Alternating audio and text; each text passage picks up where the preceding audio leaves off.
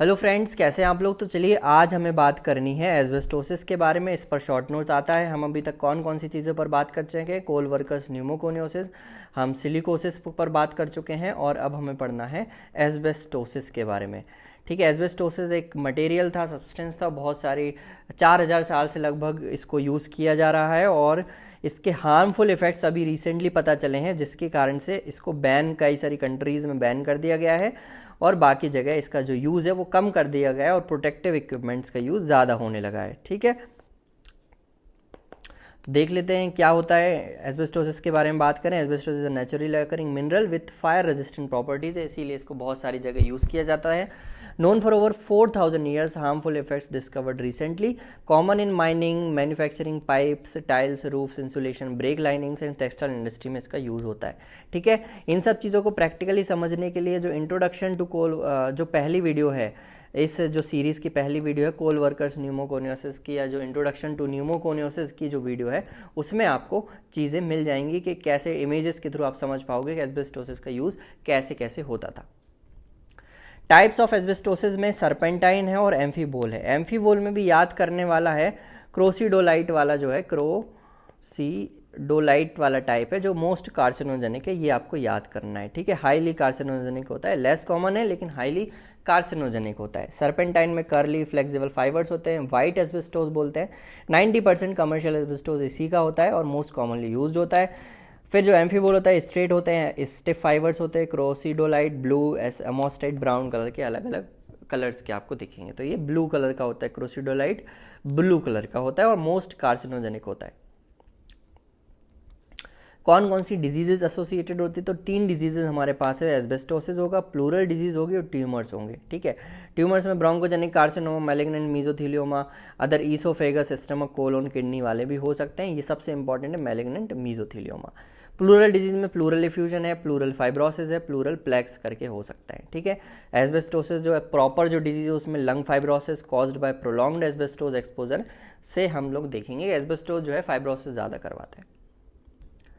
Pathogenesis overview: inhaled asbestos fibers are phagocytosed by macrophages leading to chronic inflammation and fibrosis करवाते हैं ना। Macrophages जैसे ही आपने inhale करा, एस्बेस्टोस गए लंग्स में, वहाँ पे जो मैक्रोफेजेस जो पल्मोनरी मैक्रोफेजेस थे उन्होंने उसको फैगोस ईट करा, उसके बाद खाना फैगोसाइटोज्ड किया, उसके बाद फिर उन्होंने कुछ ऐसे मीडिएटर्स दिए जिसके कारण इन्फ्लेमेशन हुआ और उसके बाद फिर फाइब्रोसिस होने लगा। ठीक है, स्टेप समझते हैं। सबसे पहले क्या हुआ, सबसे पहले मैक्रोफेज ने फैगोसाइटोसिस करा, asbestos fibres transported to pleura and lymph nodes तक गए, मैक्रोफेज ने उसको ईट करा। Cellular reaction: macrophages release chemoattractants initiating inciting further reaction. Macrophages ने क्या करा, कीमो अट्रैक्टेंट्स रिलीज करे जिनके कारण आगे की रिएक्शन प्रॉपर हुई। पहले उन्होंने ईट करा, ईट होने के बाद उन्हें लगा कि कुछ गड़बड़ खा ले, जैसे फॉर एग्जांपल आपने कुछ उल्टा सीधा खा लिया तो वॉमिटिंग होगी, उन्होंने कीमो अट्रैक्टेंट रिलीज करे एस्बेस्टोस बॉडीज, और उसके इस कीमो अट्रैक्टेंट से क्या करा,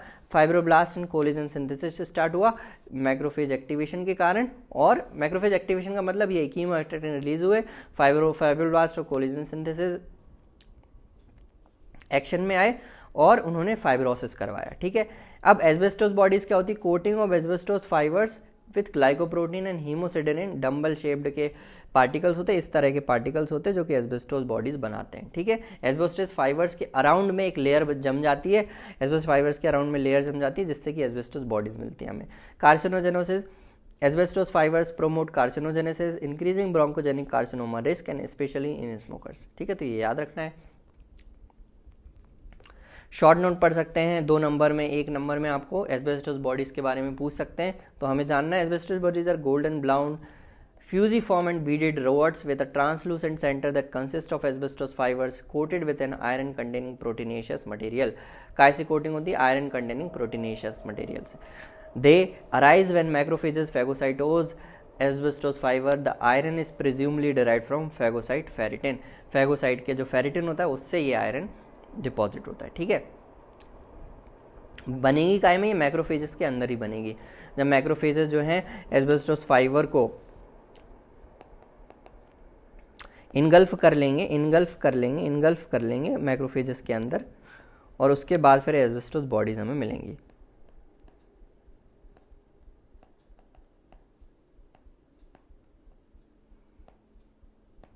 अदर इनऑर्गेनिक पार्टिकुलेट्स में become coated with similar iron protein complexes, जिसको आप फेरोजिनस बॉडीज बोल सकते हो, ठीक है। तो ये भी आपको ध्यान में रखना है। फेरोजिनस बॉडीज क्या होती हैं? अदर देन एस्बेस्टोस के अदर कुछ ऐसे पार्टिकुलेट मैटर्स में बिकम कोटेड, है ना। एस्बेस्टोस फाइबर के अलावा अगर कोई सब्सटेंस आ जाता है तो सिमिलर आयरन प्रोटीन कॉम्प्लेक्स उसके ऊपर डिपॉजिट हो जाता है, तो हम फेरोजिनस बॉडीज बोलते हैं।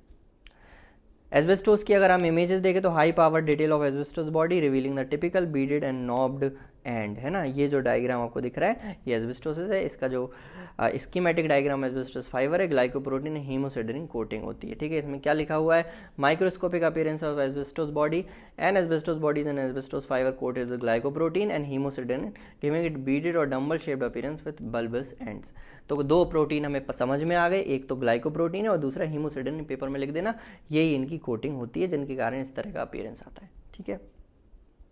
अब मॉर्फोलॉजिक फीचर्स क्या होते हैं? एस्बेस्टोस में ग्रॉस पैथोलॉजी सबसे पहले समझते हैं। कोई भी लंग होगा, कोई भी एस्बेस्टोस का पेशेंट होगा, उसके लंग को अगर हम क्रॉस सेक्शन करेंगे और देखेंगे तो हमें क्या क्या मिलेगा? Lungs are small firm and show cartilaginous pleural thickening मिलेगी आपको। ये देखो small firm lung, sub pleural fibrosis हो रखा है, थिकंड प्लूरा, ये जो प्लूरा है अच्छी खासी मोटी हो चुकी है। कार्टिलेजिनस प्लूरल थिकनिंग मिलेगी। Pulmonary fibrosis primary in sub pleural areas and lung bases. ये बात ध्यान में रखना है कि लंग बेस सबसे ज़्यादा अफेक्ट होते हैं एस्बेस्टोसिस में, तो sub pleural fibrosis at lung base में, ठीक है। तो ये ध्यान में रखना है। ये हर्षमोहन का डायग्राम है, ये हिलार लिम्फ नोड्स हैं।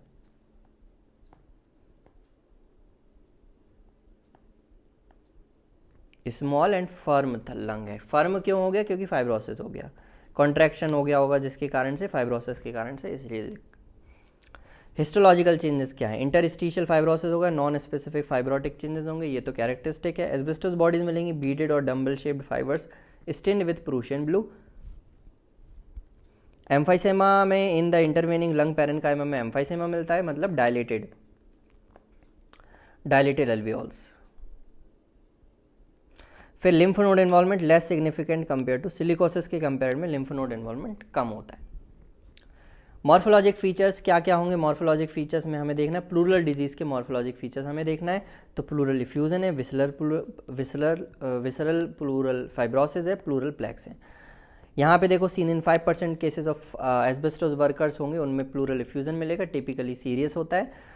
विसरल प्लूरल फाइब्रोसिस की बात करें, dense fibrosis encasing the lung को फाइब्रोसिस हो जाएगा। प्लूरल प्लेक्स होंगे, most common lesion flat and firm often on the पोस्टीरियोलेटरल parietal pleura और डायफ्राम की, ये इंपॉर्टेंट है, पोस्टीरियोलेटरल में सबसे ज़्यादा कॉमन मिलेगा। Microscopically they consist of hyalinised collagen tissue which may calcified so as they are visible on chest x ray.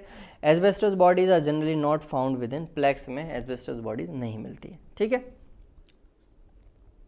ये आपको प्लूरल प्लेक्स का डायग्राम है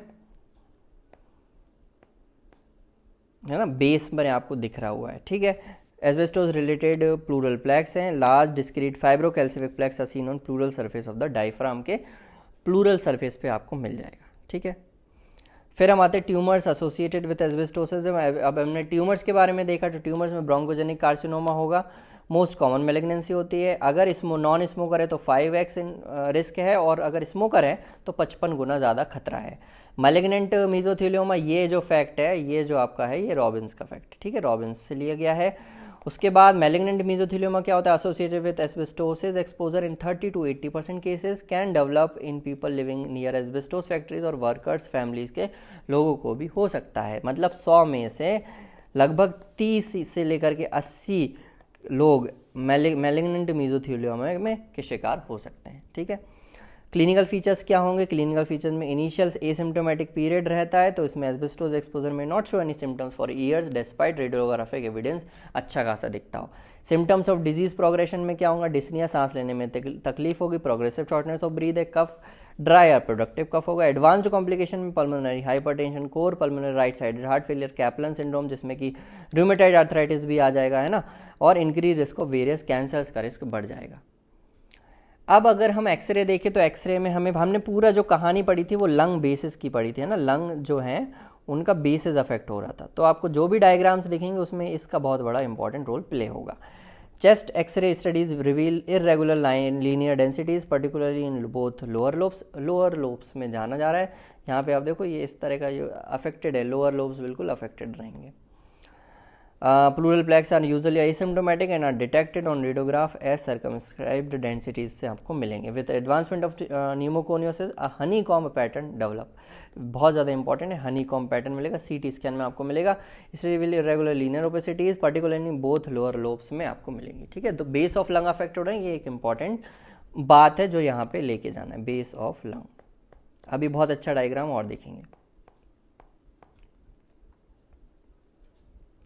ये जो डायग्राम देखो ये CT का है, CCT मतलब HRCT चेस्ट है। इसमें आप देखो जो बेस ऑफ लंग है, मैं एक बार फिर से यहाँ पे बना देता हूँ। ये यहाँ पे आप देखो, यहाँ पे वाला हिस्सा और ये वाला हिस्सा, ये पूरा सा ऐसे हनीकॉम अपीयरेंस हो गया, इसको भी बोलते हैं हनीकॉम अपीयरेंस।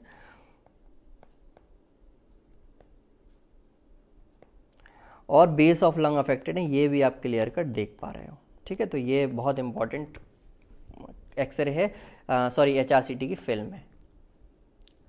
उसके बाद एस्बेस्टोस वर्सेस अदर डिजीजेस का कंपैरिजन करें तो coal workers pneumoconiosis and silicosis asbestos begins in the lower lobes वही बात आ गई, and subpleurally with middle and upper lobes becoming affected as fibrosis progresses. और मिडिल वाले लोब्स जो हैं, बाकी के अपर लोब्स कब फाइब्रोसिस होंगे, जैसे कि प्रोग्रेशन ऑफ डिजीज बढ़ता जाएगा। ठीक है, समरी क्या है, क्रॉनिक लंग डिजीज है, caused by long term asbestos exposure के कारण होता है।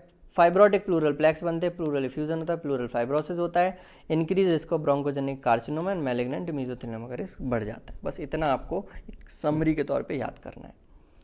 प्रिवेंशन एंड मैनेजमेंट ये एक्स्ट्रा है, ऑप्शनल आप देख लो, मन से लिख सकते हो इसीलिए, लेकिन लिखोगे तो बहुत फ़ायदा टीचर को होगा, नंबर आपको गेन करने में हेल्प होगी।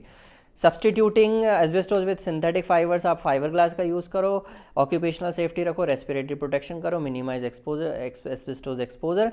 नो क्योर, कोई क्योर नहीं है, सपोर्टिव ट्रीटमेंट करना है, oxygen therapy and managing symptoms, monitoring for cancer development specially in high risk patient में आप कैंसर के लिए वर्कअप कर सकते हो। ठीक है, चलिए, थैंक्स फॉर वॉचिंग, पढ़ते रहिए, मज़े करते रहिए।